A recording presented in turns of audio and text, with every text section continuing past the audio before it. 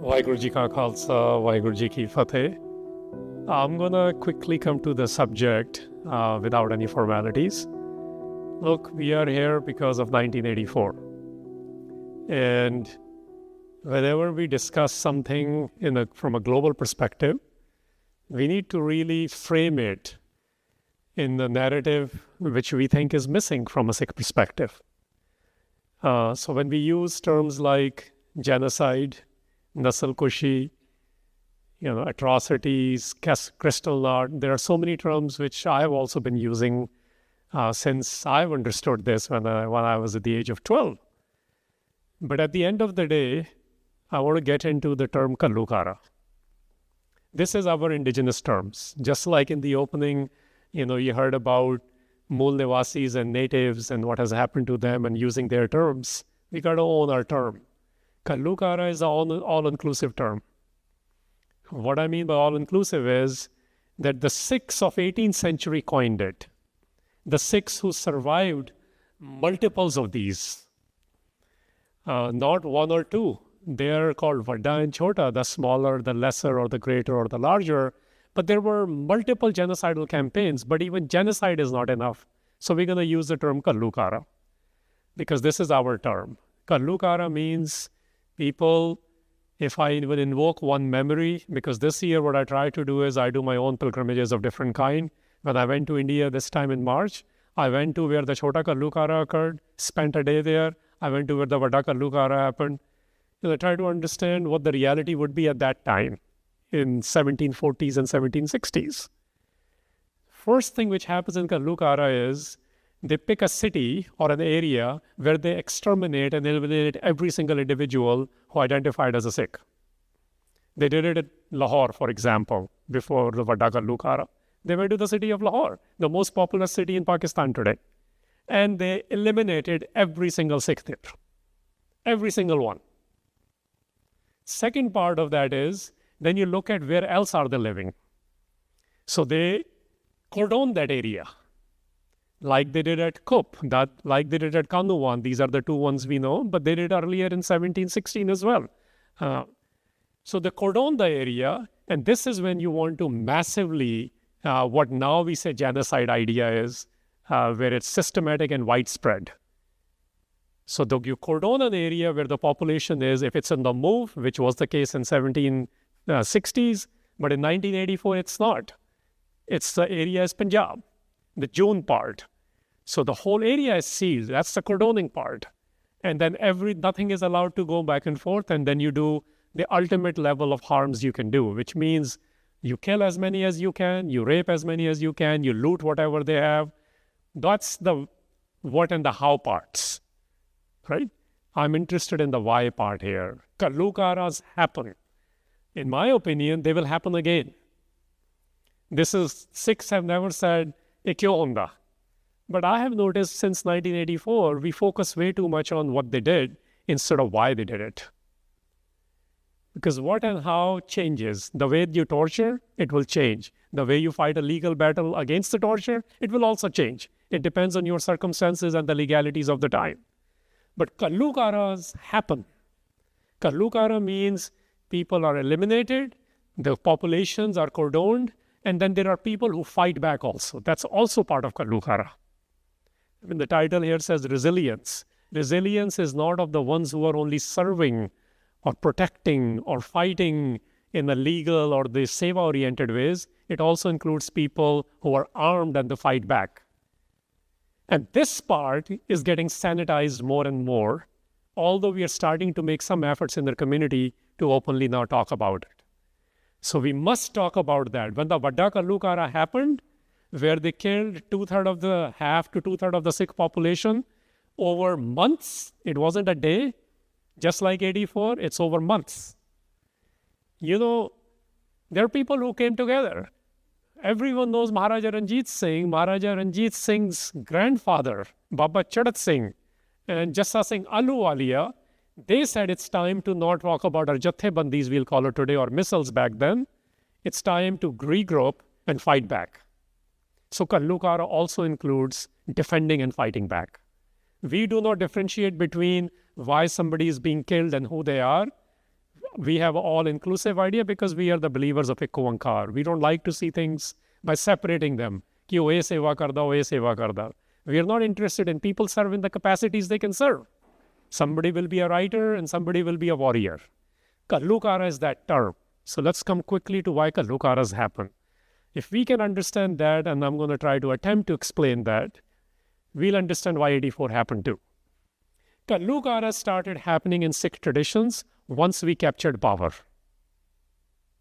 That should automatically make us think. When Banda Singh Bahadur, at the command of Guru Gobind Singh Maharaj, established the Raj, within 7 years of the ending of that, the first extermination happened.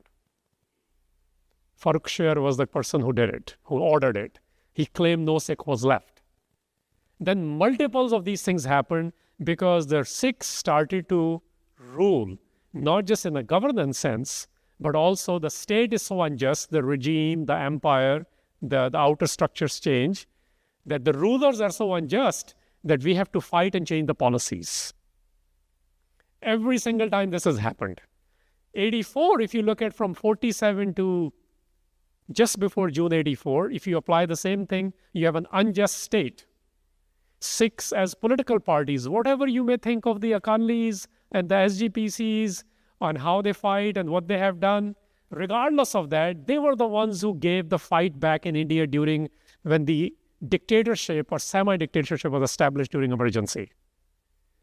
Even now you will see this. So 84 happened because you're organized in your infallible and imperfect systems, you are taking on an unjust state. This is why everything else about what they did, how many armies they brought, that's important, and we should know all of that. But why it happened is much, much important. Ghallughara's have to do with the politics of the Sikhs. It is the meaty part. Ghallughara's have nothing to do with the piri of the Sikhs, the spirituality of the Sikhs. Nobody is stopping us today or back then, what time you get up, what time you do your nitnem, which bani you do. Stop discussing those things. That's between you and the Guru. This might be your school's thing. Ghallughara's will happen. 84 happened because political ability of the Sikhs to organize and actually give it a voice. You saw that in last 3 years as well. There was no opposition in India, and the Sikhs and the Punjabis created the first opposition in India under the current regime as well. So guess what? I think there will be another Ghallughara if we keep organizing. We never say, it was repeated earlier today, we never say why you are killing us. We actually said we will double and triple and fight back.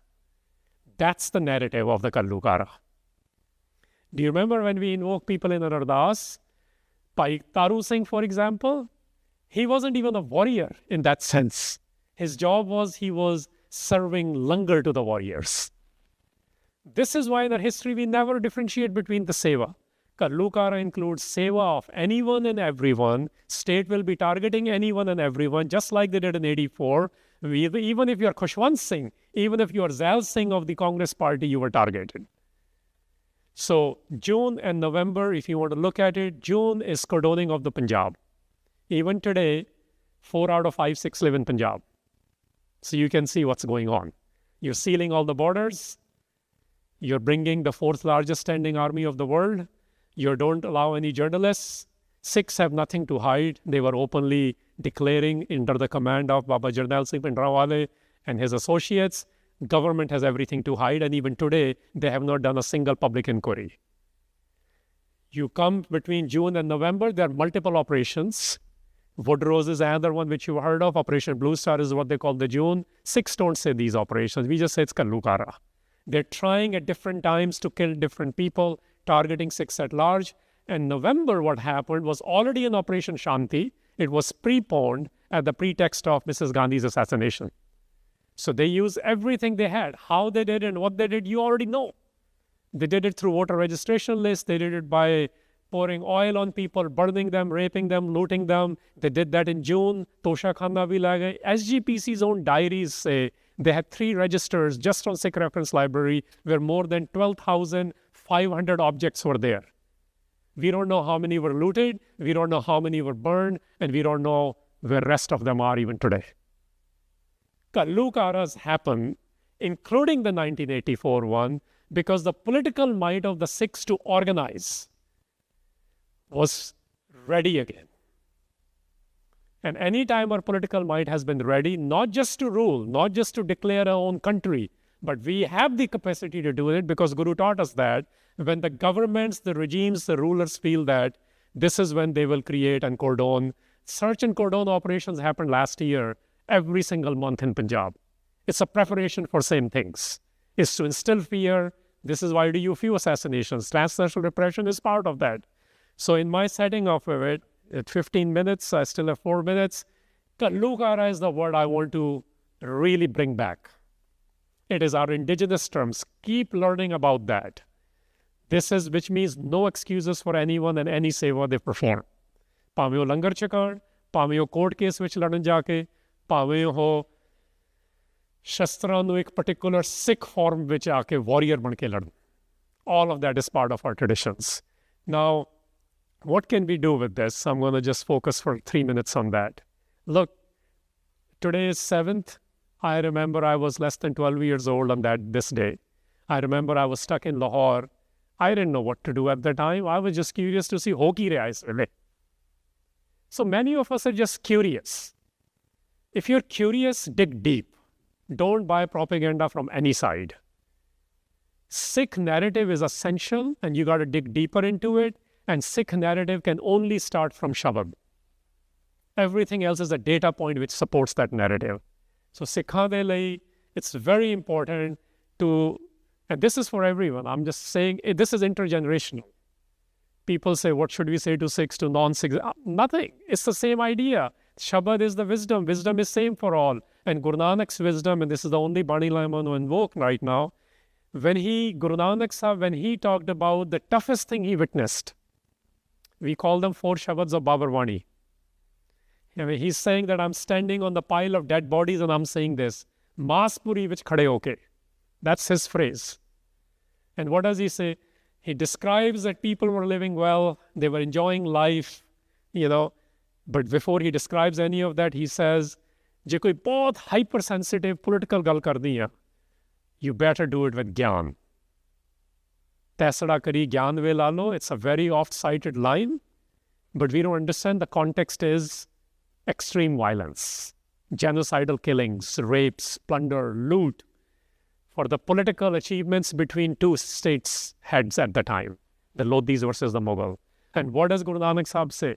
He says, because it's very violent, it's very bloody, it's very sensitive. He says, make sure you invoke wisdom at that time. And this is where I see a Sikh struggle. When we have to talk about something which is so emotional and charged, we are not doing it with wisdom. So to all of you, get comfortable about adopting our narrative. Become very comfortable about it, even if you're not comfortable with certain elements of it. Become unapologetic about it. And if you are in a position to talk about it, please do it with Shabad's Gyan. Do it with wisdom. We have to be very careful in the word choices we have. Gurbani has no words like badla. But we can't be using that word then. Gurbani definitely has words like nya, which is justice. So revenge is very different than justice. We are the forces of agent who fight for justice because we believe that when we become like IkOankar, when the Naam is operating in us, then the person who holds that weapon, Surah who's drenched in Naam, the warriors who are drenched in identification with the One, they only don't give a good narrative as to why they're doing.